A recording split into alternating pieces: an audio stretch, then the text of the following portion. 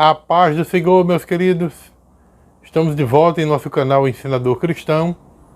Desta feita para trazermos o estudo da lição de número 11. Lição essa que traz como tema o zelo do apóstolo Paulo pela sã doutrina. Eu sou o professor Roberto José e gostaria de convidar você a inscrever-se em nosso canal, ativar o sininho de notificações e também dar o seu like e comentar os nossos vídeos, tá? Muito importante o seu comentário para que nós possamos assim subir de relevância em nosso canal. Gostaria também de te dizer que logo abaixo, nas descrições desse vídeo, nós temos a sugestão de uma dinâmica muito boa para ajudar você a aplicar esta lição de uma forma melhor, né, pedagogicamente, tá bom? Então, na aula passada nós estudamos sobre o amor de Paulo pela igreja, né, onde o escritor da lição procurou relacionar o amor com a fé na igreja e também mostrar as 3 virtudes importantes na igreja de Tessalônica, que foi justamente a fé, o amor e a esperança. E hoje nós vamos estudar, como eu disse, a lição de número 10. O zelo do apóstolo Paulo pela sã doutrina. Então, é muito importante esta lição, porque o cristão precisa conhecer melhor por que devemos zelar pela sã doutrina. E o escritor da lição, ele começa lá, já o primeiro tópico da lição, tratando sobre ortodoxia versus heterodoxia. É um termo bem interessante, né? Talvez você nunca tenha ouvido e nem visto falar e nem também tenha visto assim alguém comentar sobre esse assunto, mas são termos que na prática nós usamos. Na prática nós usamos. Talvez você não use a palavra, mas na prática você usa. Os 2 termos técnicos, né, que são usados, o escritor da lição diz que ortodoxia e heterodoxia são 2 termos técnicos necessários à nossa teologia, né, a fim de que nós possamos compreender melhor algumas coisas. E esses termos, ele inclusive nos ajuda a compreender melhor determinadas coisas. Então, a doutrina cristã e o cristianismo, ele passou por momentos de análise do seu desenvolvimento e que faz com que a parte de um processo de legitimação e também de formação doutrinária, ele fosse aos poucos acontecendo. Porque há muitas pessoas que acreditam que a Bíblia e os ensinos das Escrituras de repente foram aprovados assim, de uma hora para outra, e na verdade não foi assim. Foi preciso muita análise, e isso foi se desenvolvendo aos poucos. Foi muita discussão, né, para que hoje nós pudéssemos ter a Bíblia Sagrada. Então, no primeiro tópico da nossa lição, como eu disse, nós podemos ver aí o termo ortodoxia versus heterodoxia. Então, no número 2, já que já falamos no número 1, nós temos o conceito do termo ortodoxia. Na nossa lição de escola dominical, o escritor nos mostra que na língua grega do Novo Testamento, a palavra ortodoxia, ela tem assim um prefixo bem interessante, né? Ortos, que significa direito, reto, certo, e também tem o termo ortodoxia, que diz respeito à absoluta conformidade com um princípio ou uma doutrina. Então, o escritor da lição diz que na teologia cristã o termo ele refere-se ao modo bíblico das sãs palavras. Logo, a doutrina cristã é ortodoxa, enquanto for coerente com o que Cristo e os apóstolos ensinaram. Então, o que é que nós podemos entender por ortodoxia? Pela nossa doutrina cristã, pela genuína doutrina cristã. Então, a genuína doutrina cristã, ela é conhecida como ortodoxia. Todas as vezes que você ouvir falar na palavra ortodoxia, está se falando na verdadeira doutrina cristã pregada no cristianismo, tá bom? Então, primeiro do que tudo, é importante a gente entender que ortodoxia é a fé correta em Deus. Além da doutrina correta, a doutrina cristã correta, é também a fé correta em Deus. Então, o poderoso poder que faz com que cada cristão, no sentido ortodoxo, verdadeiramente possa ensinar a palavra de Deus e entender que aquilo que ele ensina, sendo verdadeiro, pode ser chamado de uma doutrina ortodoxa. Entendeu? Então, ser ortodoxo significa saber corretamente com a mente e crer corretamente com o coração e confessar corretamente com os lábios. Então, veja só, ser ortodoxo significa crer corretamente com a mente, tá? Aliás, é saber corretamente com a mente, crer corretamente com o coração e confessar, não é, corretamente com os seus lábios. Tudo que vem de Deus, tudo que é correto, relacionado à doutrina cristã, pode ser chamado de ortodoxo, tá bom? Então, nós temos várias doutrinas que precisam ser defendidas e que também precisa ser ensinada. O grande problema de muitos cristãos, irmãos, é que eles não se preocupam com a ortodoxia da sua igreja e com a ortodoxia daquilo que é ensinado na sua igreja para que ele possa crer de forma correta. Então, o que é que a minha igreja ensina que pode ser considerado uma ortodoxia da minha igreja? Por exemplo, o batismo com o Espírito Santo, não é? O falar em línguas, a doutrina da Trindade, o que a minha igreja, por exemplo, ensina sobre o pecado, qual a visão, qual a compreensão que a minha igreja tem sobre o pecado, sobre a santificação, sobre o arrebatamento da igreja e a volta de Cristo, a grande tribulação, o milênio. É muito importante, irmãos, você conhecer qual a ortodoxia da sua igreja a respeito, por exemplo, da predestinação ou livre-arbítrio, em que a sua igreja acredita. Então, precisamos conhecer isso. Então, existem muitas doutrinas que são ensinadas na nossa igreja e que nós precisamos conhecer, né? A respeito da divindade de Cristo. Porque, irmãos, muitos cristãos eles saem vendo vídeos na internet, assistindo pregadores, e muitas vezes ele assimila muitas mensagens, muitos ensinos, e não procura nem compreender, não procura nem pesquisar quem é aquele pregador, qual a crença dele. E aí já começa a aceitar tudo o que aquele pregador está ensinando. Então, a ortodoxia, ela nos leva a entender e a compreender aquilo que é correto.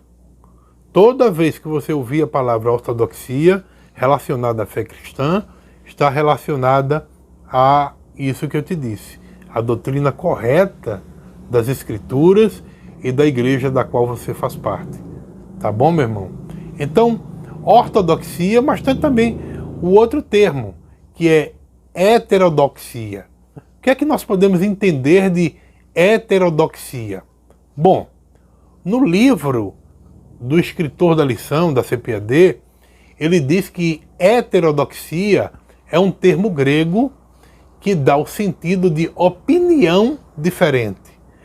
Então veja que enquanto a ortodoxia ela zela pela doutrina, zela pelo genuíno ensino das Escrituras, a heterodoxia, ela já vê em um lado de uma opinião diferente. Então, ela se opõe aos padrões de normas e de dogmas estabelecidos pela Bíblia e pela Igreja. Então, o prefixo da palavra heteros significa diverso. Por isso que é chamado de heterodoxia, porque hétero quer dizer diverso. Então você percebe que quem é um heterodoxo, ele não crê apenas em uma coisa, ele crê em diversas coisas. A sã doutrina, ela tem um só parecer, enquanto que a heterodoxia, ela implica numa diversidade de crença, numa diversidade de opinião sobre um mesmo assunto. Enquanto que a ortodoxia, ela tem uma única opinião. Então, na mente de Paulo, era necessário manter uma unidade doutrinária da fé cristã. E também, ao mesmo tempo, o escritor da lição, no livro, ele diz que também é necessário combater com veemência as falsas doutrinas formuladas de conceitos pagãos filosóficos. Talvez alguém venha perguntar, mas irmãos, me diga uma coisa, eu não posso ter a liberdade de pensar e de crer da forma que eu quiser? As pessoas têm liberdade, ela pode crer como quiser, cada um tem a sua forma de crer. Sim, é verdade, nós podemos ter a liberdade de crer. Só que você precisa entender que Deus, ele não tem diversas opiniões sobre um único assunto. Deus e a palavra dele só tem uma única opinião. Então, se existe mais de uma opinião sobre um determinado assunto relacionado à doutrina cristã, relacionado às coisas de Deus, um dos dois estão errados. Então, o que é importante para mim como cristão? É procurar entender, é procurar compreender qual o verdadeiro pensamento que é o correto. Entendeu? Então eu não posso ficar com a diversidade de opinião. Eu tenho que ser ortodoxo. Eu tenho que pensar da forma que Deus pensa, que é única. Tá? Inclusive, Champlin, quando ele falava sobre essa questão da ortodoxia, ele diz, né, no seu comentário, que essa palavra vem de dois termos gregos. Héteros, ele diz que significa outro de uma espécie diferente. Aqui ele está tratando do termo heterodoxia. Aí ele diz que é outro de espécie diferente, e doxo, quer dizer opinião. Então você percebe que é uma opinião diversa, diferente. Então uma opinião heterodoxa significa uma opinião que se opõe a uma opinião ortodoxa. Tá? Então, se opor à ortodoxia significa se opor à sã doutrina. Então hoje nós visualizamos uma multiplicidade de interpretação cristã a respeito das doutrinas fundamentais da Bíblia. Então você liga a sua internet, você vai ouvir sobre um determinado assunto, você percebe que existe uma infinidade de opiniões. Mas como eu disse, Deus só tem uma forma de pensar sobre cada assunto relacionado à fé cristã. Deus não tem várias formas de pensar. Então é importante nós conhecermos qual a forma de pensar de Deus, para que você se assegure em ter uma única opinião e não ficar em opiniões diversas. Então é isso que nós queremos fechar esse primeiro tópico. O segundo tópico fala sobre a ameaça de corrupção doutrinária. Isso aqui também é outro ponto importante, porque nós vivemos em uma época, irmãos, em que a doutrina, ela cada dia mais está se corrompendo. Porque é como eu disse, você vai para a internet, existe infinidades de líderes religiosos, cada um dizendo o que é correto, dentro do ponto de vista dele. Então, o número 1 desse segundo tópico fala sobre a adversidade, ou seja, advertência do apóstolo Paulo justamente sobre essas adversidades de opinião. Então, o que é que Paulo nos adverte sobre essas adversidades de opinião? Bom, a lição da nossa escola dominical, ela ensina que em 1 Timóteo, Paulo adverte acerca de alguns que ensinam outra doutrina. Está lá no capítulo 1, versículo 3, né, desse texto da lição. Então, o escritor da lição diz, aqui, a palavra para outra é héteros, ou seja, diverso. Por isso, Paulo se refere a outra doutrina como que nada tinha a ver com a genuína doutrina de Cristo, que é justamente a ortodoxia. Então, quando Paulo falava em outra doutrina, ele estava dizendo que aquela forma de pensar não tinha nada a ver com a ortodoxia cristã, ou seja, com a verdadeira fé, a verdadeira doutrina cristã, a verdadeira doutrina de Cristo.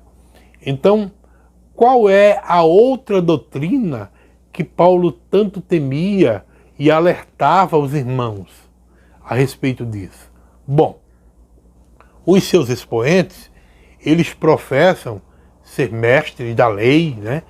E um grupo deles era chamado o grupo da circuncisão. Então eles desviavam-se da fé e dedicavam-se a disputas acerca da lei. E Paulo mostra isso em Tito 3:9. Não é? Esses homens, eles estavam muito ocupados com fábulas e genealogias. Veja só, o próprio Paulo mostra isso.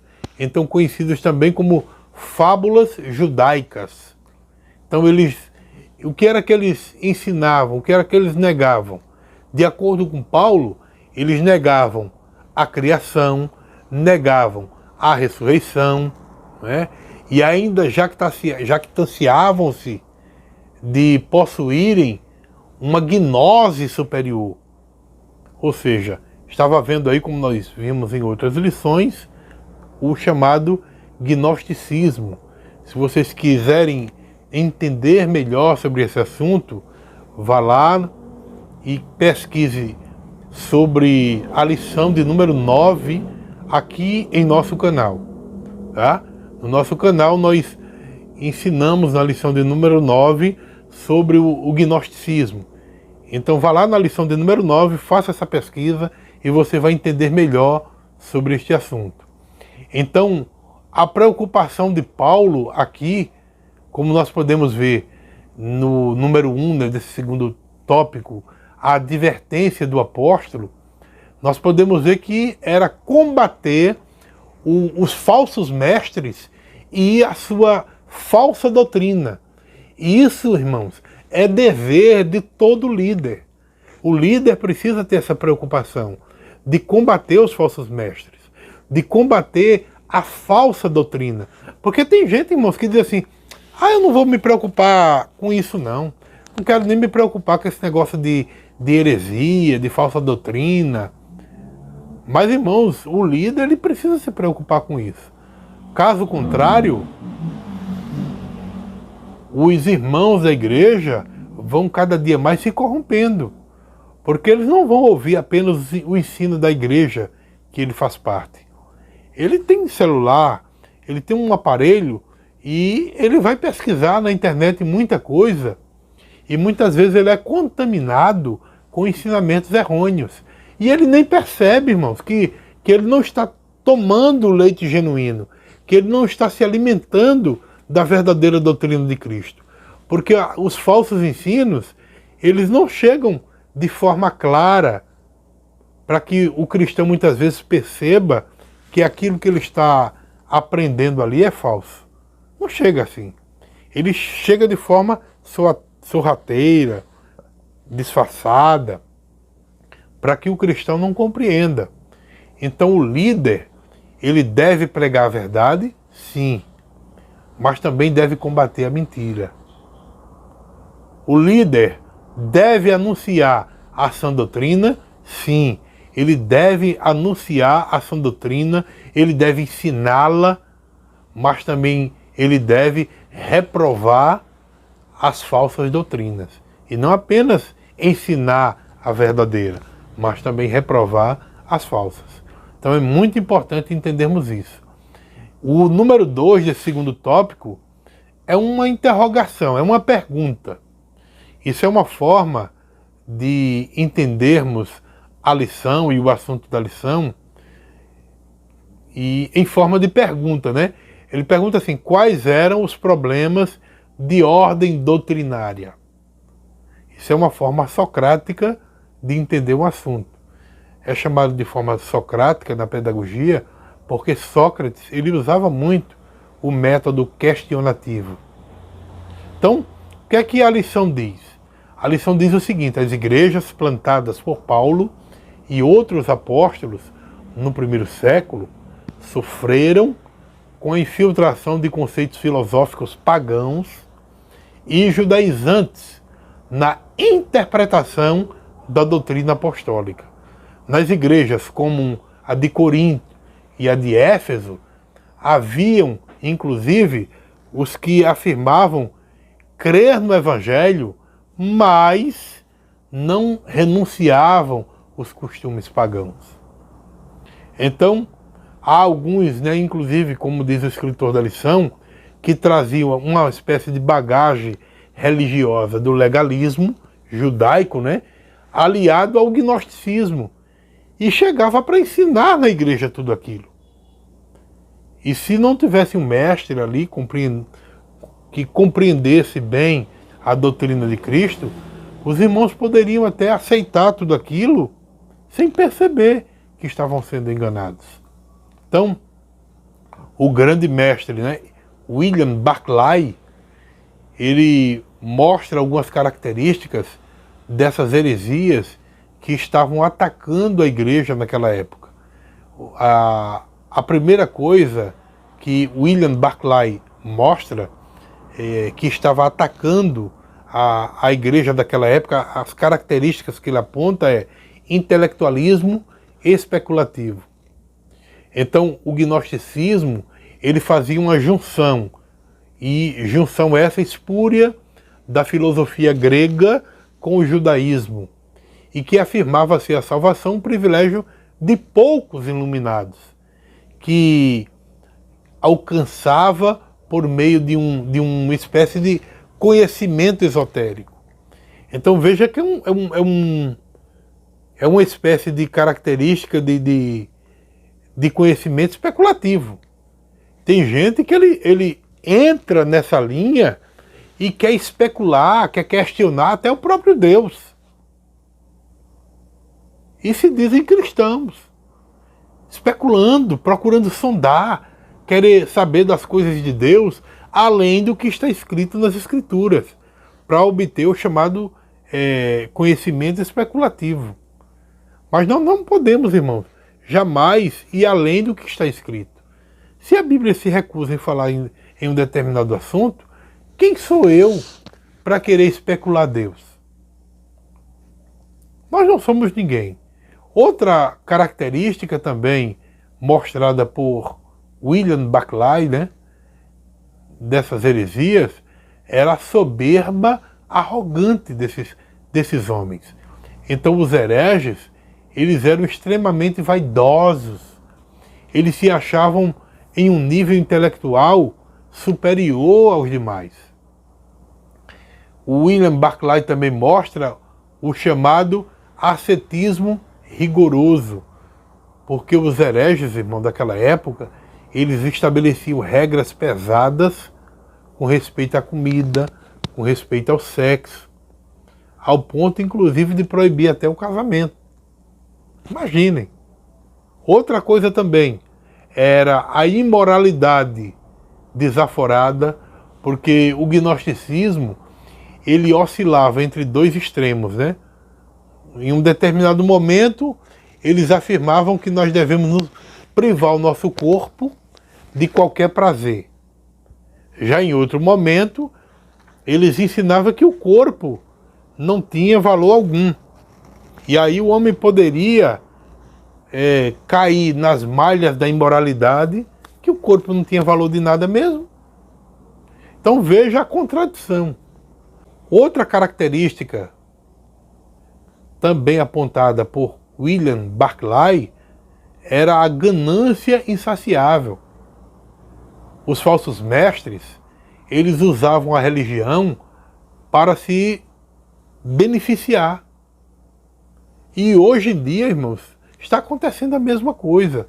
As pessoas querem tirar benefício da religião, querem tirar proveito de muitos cristãos através da religião. Então aqueles homens, eles estavam interessados nos bens materiais das pessoas e não no seu bem-estar. E por último, era o chamado legalismo extremado.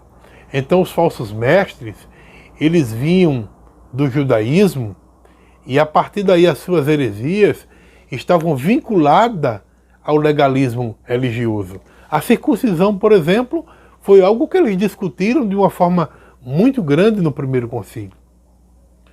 O terceiro tópico, aliás, o número 3 do segundo tópico, fala sobre fábulas e genealogias intermináveis, de acordo com a carta de Paulo a Timóteo, capítulo 1, versículo 4. E o que é que diz a lição? Bom, o escritor da lição diz que no tempo de Paulo havia os mestres falsos que propagavam fábulas e lendas da vida judaica como uma espécie de culto aos anjos, por exemplo. E além de não possuírem um conteúdo correto, ou por que não dizer concreto, eles torciam o sentido da verdade ensinada pelos apóstolos. E o apóstolo, ele advertiu a igreja quanto a essas coisas e, inclusive, refutou com veemência tudo isso. Então, o que são fábulas? Falado aqui pelo apóstolo Paulo e tratado aqui nesta lição. Se você for para pesquisar, você vai entender que fábula é uma composição literária em que os personagens, muitas vezes, na maioria das vezes, são animais que se apresentam, inclusive, com características humanas, né? Falando, com costumes, enfim, isso é uma fábula. Então essas histórias, elas são geralmente feitas por crianças ou feitas para alcançar as crianças e terminam com um ensinamento moral de caráter instrutivo. Então, normalmente as fábulas são feitas com esse objetivo, de alcançar principalmente crianças. Mas o escritor da lição, ele fala também, inclusive a própria Bíblia, nesse texto, fala sobre genealogias, que são os estudos que têm por objetivo estabelecer a origem de um indivíduo ou de uma família. Há escritores que acreditam que estas fábulas e genealogias se referem a especulações a respeito das narrativas da criação de Gênesis. E é interessante, irmãos, que tem muitas pessoas que eles se preocupam tanto com essas especulações que eles se esquecem até da própria Bíblia. Champlin, ele afirma que provavelmente Paulo ele se referia a histórias fabricadas e supostamente dotadas de valor religioso e espiritual. E isso nós temos inclusive nos dias de hoje. Muitas pessoas criam histórias e dão a elas um suposto valor religioso e espiritual. E infelizmente, irmãos, tem cristãos que são levados por isso.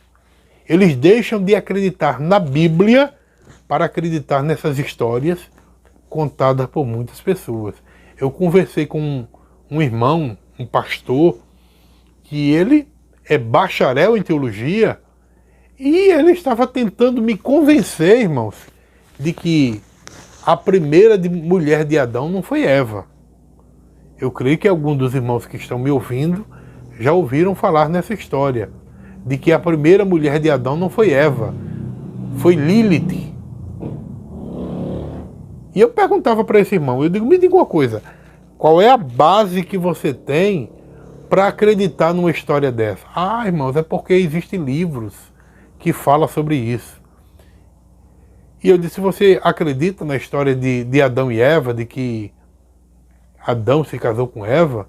E ele colocou em dúvida, irmãos, dizendo que aquela história de Adão era um mito. Agora os irmãos imaginem, que é o que Paulo está combatendo nesse texto, de muitas pessoas com genealogias e com fábulas. E isso é uma fábula.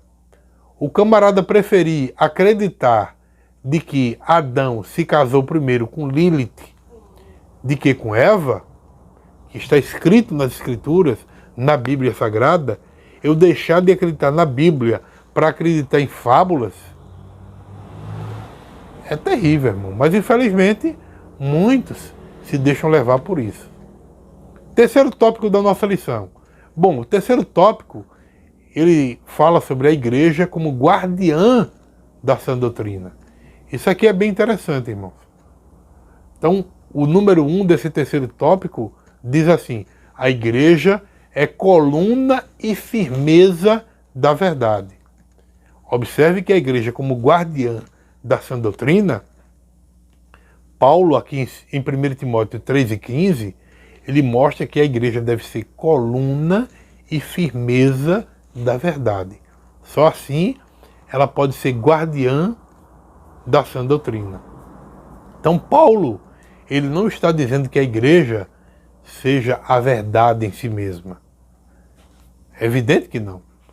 Então, a igreja é a verdade? Não é isso que Paulo está dizendo. Paulo está dizendo que ela é a guardadora da verdade. Ela é a guardiã da verdade. Então, a Bíblia, ela é uma verdade absoluta. Muito embora os intelectuais das faculdades ignorem isso e até tentem negar isso. E eles inclusive dizem que não existe verdade absoluta. Mas a Bíblia é sim uma verdade absoluta. Jesus Cristo, ele disse em João 14,6, ele disse: eu sou o caminho, a verdade e a vida. Então existe sim uma verdade absoluta. E essa verdade é a palavra de Deus, as Escrituras. São os ensinos de Cristo. Isto é a verdade.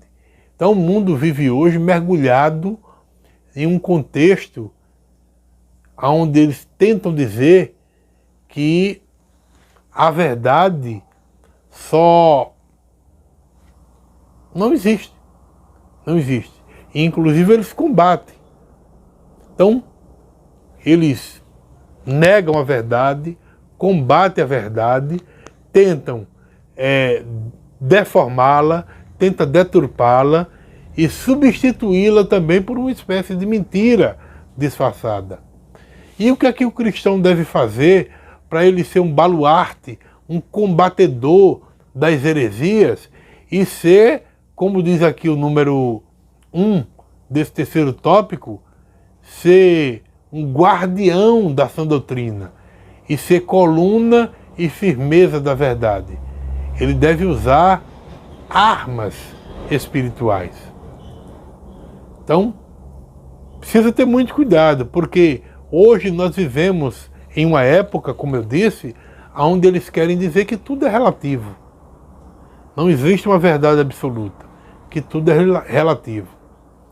Então, existe essa chamada relativação, ou por que não dizer relativização de tudo o que existe relacionado às coisas espirituais. Então eles tentam relativizar a conduta moral, a ética, os valores, os bons costumes, tudo é relativo para eles. E a igreja, ela precisa ser a portadora desta verdade ensinada por Cristo. Então qual é a sua função? É levar a verdade e também ser a guardiã da verdade. Então a igreja, ela é essa protetora da verdade. A sua função é proteger, ou seja, guardar a verdade, defender a verdade das heresias existentes nos dias atuais. Então a igreja, ela é propagada pelo próprio Cristo, né, quando ele falava minha igreja, mas ao mesmo tempo ela é propagadora da verdade, desta verdade de Cristo. Porque primeiro Jesus funda a igreja e ele fala sobre ela, propaga sobre ela. E depois que ele funda a igreja e fala sobre essa igreja, ele agora coloca ela como propagadora, como ensinadora da verdade. Então qual é a sua função? Qual é a função da igreja? É apregoar e ensinar a verdade do evangelho sem mistura. Não pode haver mistura. Então, Paulo, ele compara a igreja como coluna e firmeza da verdade. Ela é uma coluna e uma firmeza da verdade em todos os sentidos, irmãos. Na adoração verdadeira, do único Deus verdadeiro, né? Então, o cristão precisa, sim, falar da verdade, mas ao mesmo tempo se envolver com ela, adorando ao Cristo verdadeiro, ao Cristo genuíno. E esta verdade, cada dia mais precisa ser proclamada, anunciada.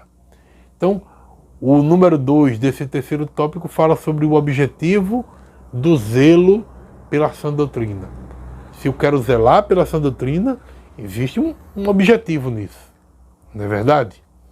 E o que é que diz a nossa lição?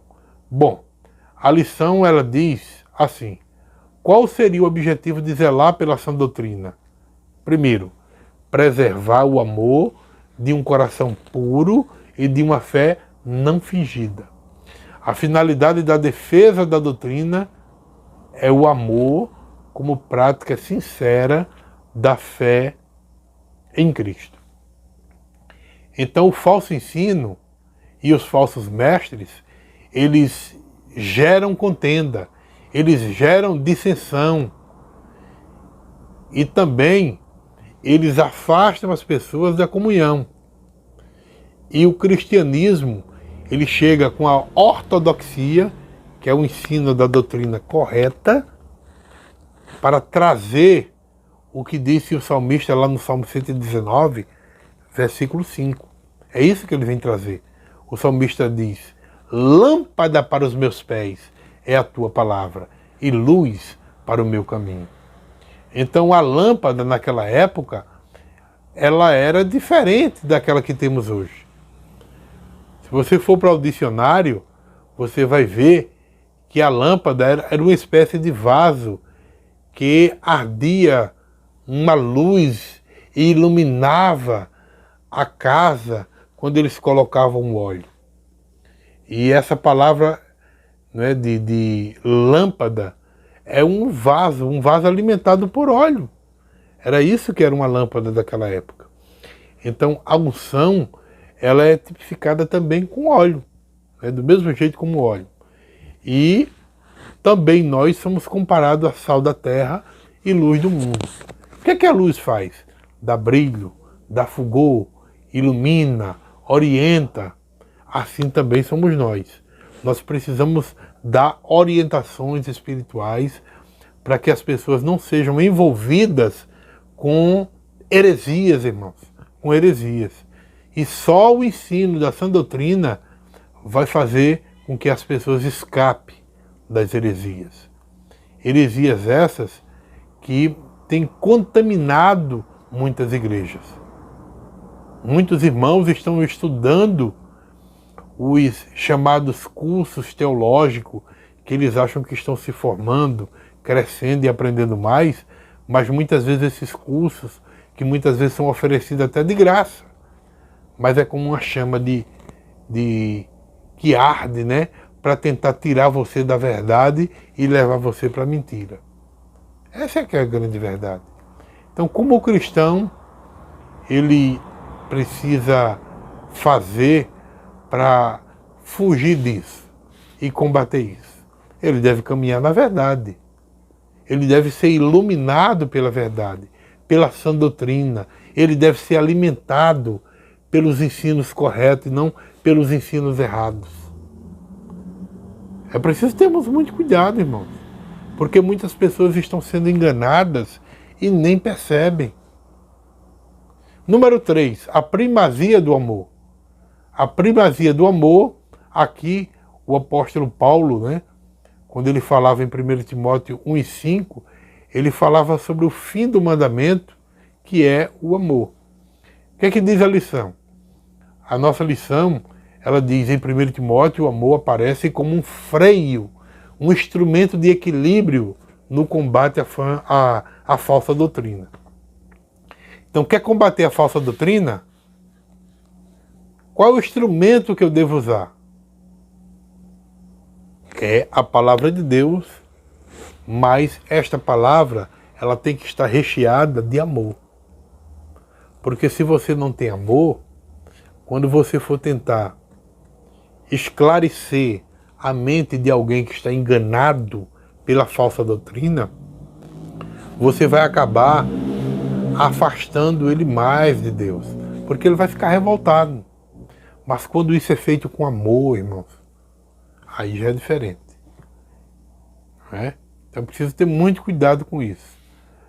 Uma coisa bem interessante que vocês podem observar é que o amor do líder, ele está associado ao zelo pela sã doutrina ou na sã doutrina. Quem ama tem esse zelo. Quem ama, ele se preocupa com as pessoas que ele está liderando. Ele tem essa preocupação. O falso ensino, ele perverte a palavra de Deus. Mas a sã doutrina, ela expõe o falso ensino e tira a sua máscara. Aonde chega a verdade, irmãos, a mentira desaparece. Desaparece, não tem como ficar. Por quê? Porque a sã doutrina, ela tira as pessoas do engano. A sã doutrina, ela lida com o comportamento das pessoas. Mas tudo isso precisa ser feito com amor. O amor deve ser a essência principal daqueles que vão ensinar a sã doutrina. Então é isso, irmão. Bom, eu gostaria de concluir essa lição deixando claro para aqueles que estão ensinando a palavra de Deus na sala de aula, de que você não deve encerrar a lição sem deixar claro para o seu aluno o que a lição procurou trazer. Primeiro, conceituar a sã doutrina e mostrar, irmãos, essa questão da ortodoxia e da heterodoxia. Que a ortodoxia não pode se misturar com a heterodoxia, porque a ortodoxia, ela se preocupa com a sã doutrina, com o genuíno ensino da palavra de Deus, enquanto que a heterodoxia, ela crê em várias coisas, né? Tudo é relativo, é diverso. A lição também deixa claro, e é isso que é importante você deixar claro para o seu aluno, sobre a questão da advertência a respeito da ameaça da corrupção doutrinária. Nós estamos vivendo em uma época, irmãos, em que muitas igrejas estão sendo corrompidas em sua doutrina por falsos ensinos. E por último, apresente para os seus alunos que a igreja, ela deve ser guardiã da sã doutrina. E o que é alguém que é guardião da sã doutrina? O que é uma igreja que é guardiã da sã doutrina?